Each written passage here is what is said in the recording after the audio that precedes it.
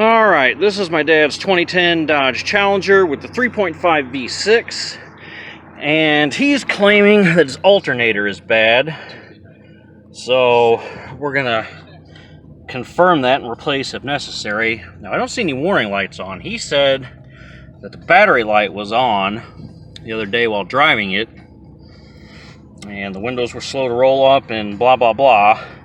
The windows are kind of slow to roll up, but I don't see any warning lights, so we're going to use my multimeter. We're going to check what the battery voltage is while the engine's running, and then we'll be able to tell pretty quick if this alternator's charging or not. Alright, so we got the multimeter set to volts, direct current.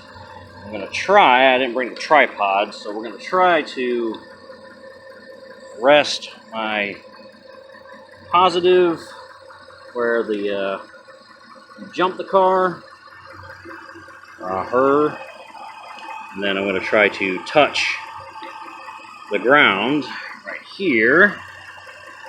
Let's see what we got. 11.45 volts. Alright, so we are not charging. Alright. Alternator shot. Surprisingly, the light's not on inside the car. That's kind of weird. Maybe it only comes on when the voltage gets low.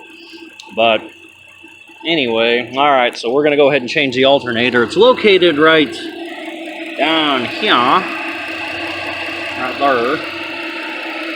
So, looks like everything's going to have to come off from the bottom. We got this 1 bolt right there that holds this thing on the bracket. The other 2 are underneath. And I reckon in order to unplug it, I'm going to have to get underneath for that too. So first things first, shut the engine off, disconnect the battery, wait till this thing cools down, and then we'll go underneath and take it from there. Alright, so in the trunk, lift up your little dealio here, and then you'll find your negative battery terminal we need to disconnect with a 10mm ratcheting wrench. I guess I gotta go the other way, huh? Would help if I go loosen, right? There we go.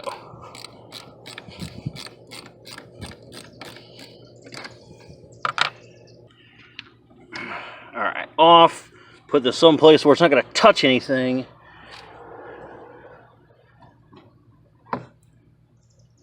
That's a good spot as any, I reckon. So we'll leave that there, and then now we can disconnect the alternator without any problems, because I'm pretty sure I've left the battery connected once before when I messed with an alternator, and there was a big epic spark. Also, I've done that before with putting a starter on, and boy, wasn't that a surprise when the starter immediately started starting in my hand when I was reconnecting those wires.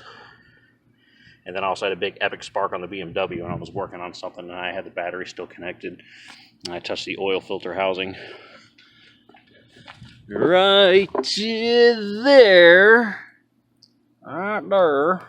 So, you definitely don't want to leave your battery connected, because things like that happen. Alright, so now we'll go back to the front and get this thing out of here.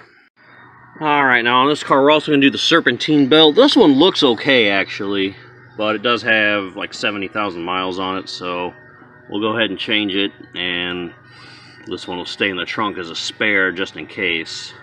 So looking at how this goes, serpentine belt seems to go around the outside of everything. It goes along the outside of the alternator, the idler, around the outside of the power steering pump, down around the outside of the air conditioning compressor, around the outside of the crank, and then the only one that goes on the inside of is the tensioner pulley.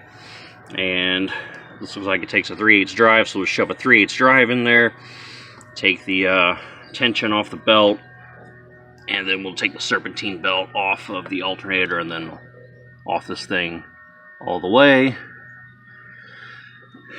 So we'll go ahead and do that, and then we'll go underneath and take that stupid engine shroud cover, blow your engine up thing off. Alright, we got the belt slipped off the alternator. So when you put your 3/8 drive in here, you're going to rotate to the right, clockwise motion, and you can only rotate as far as this thing will go in this groove. That'll take the tension off. And just so you know, this thing was so tight that I had to use this with the handle from my jack to get enough torque to twist that thing. So that thing's really on there. So go to the right, get as much leverage as you need, bing, and then slip it off. Alright, we got the shroud down. Two 10mm bolts hold that thing in. I don't think I have to take it down from the back. We're not changing the oil, so just enough to let it drop. Those two on the front, two 10s. You can reach your hand up and then grab this nut that holds one of those wires on the alternator from the back. Right up in there.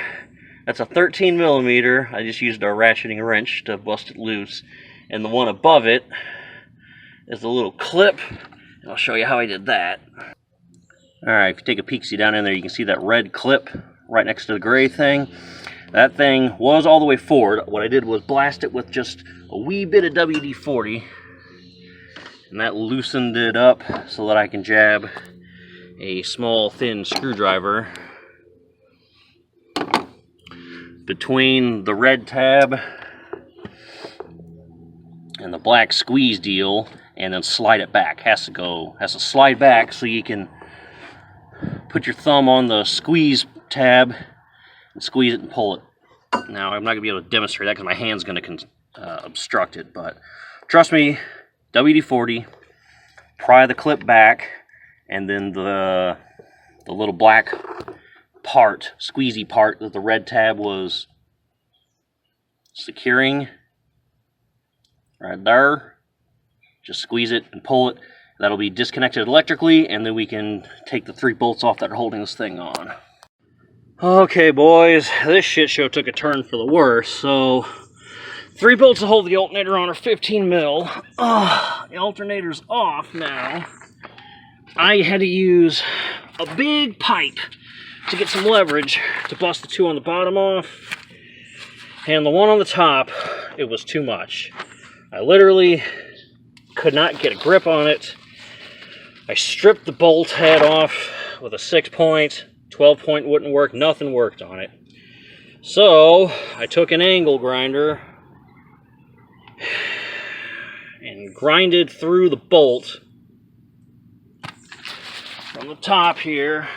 I grinded through it. Originally tried there, but I couldn't fit the grinder through anymore, so I had to move over about a 1/4 of an inch. I was able to grind clean through the bolt, and then I pulled the bolt head off here. As you can see, she's stripped. My back's hurting from bending over for so long. And then I grabbed the other 15mm on the other end of the bracket, which was also fucking stuck on there real good. I have half of mine to anti-seize that shit, pull it out. And now I was able to slide bracket up once I loosened it, and then, because this thing's only torqued into this crankcase here, or a timing cover, I guess.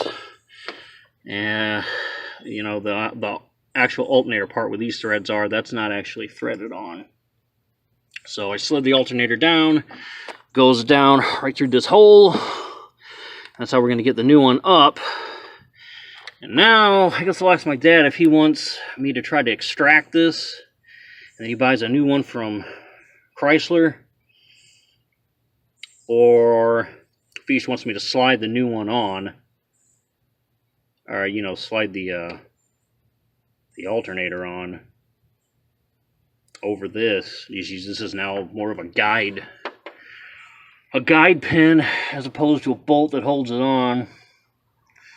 I'll see what he wants to do, and then we'll be back once we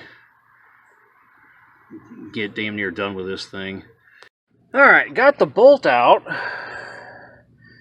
This cocksucker right here. And it came out mighty easy when I was able to get some liquid wrench and shoot it right up in there. Because if you look in here, you've actually got some room to spray stuff in there. The bolt only takes up, you know, so much of in that hole. So now that we've done this, we do see that on the top, on the back side of the alternator, you could theoretically, maybe in the future, if you don't fucking do what I did maybe beforehand, get your penetrating fluid and try to stick it through there and spray it a bunch. Might loosen it up so you're not struggling with it like I am, cutting the damn thing off. Because once I sprayed it with that liquid wrench, I was able to get it out by hand, honestly. I could take my bare hands and, which is insane because I stripped it with a fucking 6-point trying to get it off earlier, and the bottom ones were a pain in the ass too. I could barely get those off. I had to use a pipe. So try penetrating oil. I don't know how well you can maneuver it from the back side of this engine, but I would try that. And then you may not be leaking all your antifreeze and everything, because I had to take the ABS connector off. I had to take the upper radiator hose off just to make room. So, alright. Guess I'll put her back on then, and he'll have to either go to the Bolt store and get a new one of these, or get one from Chrysler, which they said there's only 2 dealers in the U.S. that have them at the moment, and they're discontinuing it. How you discontinue a Bolt, I'll never know. Like, did the Bolt factory go out of business?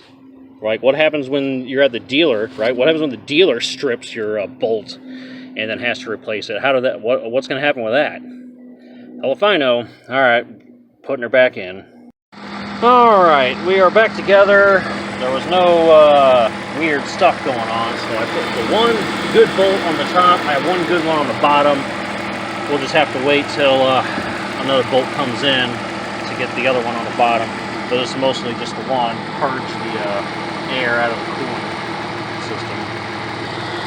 And then I'm also going to check the voltage now with my multimeter to make sure that this alternator is charging. And the serpentine belt on properly, everything looks good. So while this is bleeding, we're at the fill cold max line. I'll go ahead and check the voltage.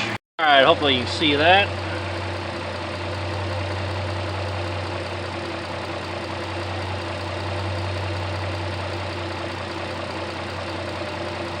Alright, we're about, I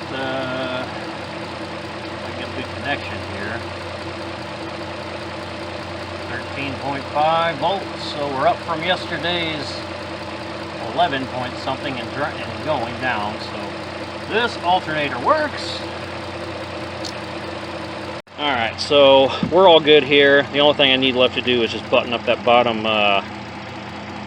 shroud and go ahead and cut off the bleeder valve, because we're all good. So we'll do that. I recommend he doesn't drive this until we get the other bolt for the alternator, but I guess he can choose to do what he wants to do. So alright, that's how you change the alternator on a 2010 Dodge Challenger 3.5 V6. Thanks for watching, guys. Peace.